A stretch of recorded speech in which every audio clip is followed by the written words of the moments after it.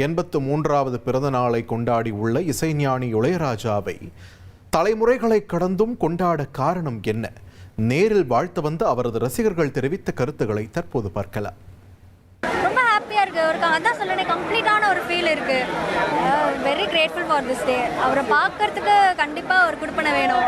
Last இயரும் வந்திருந்தேன், இந்த வருஷமும் நான் வந்திருக்கேன். கான்சர்ட் போயிருந்தேன், சிம்பனி போயிருந்தேன்.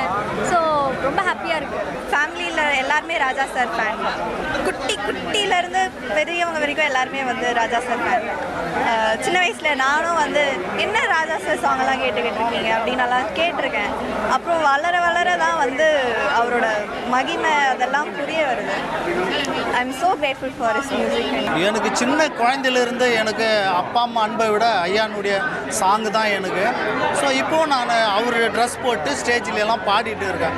ஆனால் நமக்கு ஒரு கனவு இருந்தது, ஐயா இந்த ட்ரெஸ்ஸில் என்றைக்கும் ஒரு நாள் பார்க்கணுன்னு பல வருஷமாக ஆசையாக இருந்தது. ஆனால் இன்றைக்கி ஐயா காலை தொட்டு அவர்கிட்ட ஃபோட்டோ எடுத்துன்னு என்கிட்ட பேசினார். அது போதும், இந்த ஜன்மன்னு ஒரு இது இருக்குது சார். எவ்வளோதான் வேலை இருந்தாலும் இளையராஜா சார் பாட்டு கேட்காம யாராலும் இருக்க முடியல. சாப்பிடாம கூட இருக்கிறாங்க, ஆனால் பாட்டு கேட்காம இருக்கிறது இல்லை. அவ்வளோ ஒரு இசை. அதுக்கு சாரை பாராட்டுறதுக்கு நமக்கு வாழ்த்துறதுக்கு வயது இல்லை, இருந்தாலும் வணங்குகிறோம். காதல், சந்தோஷம், துக்கம், அழுகை எல்லாத்துலேயுமே இருக்கார். எதில் இல்லை ஐயா?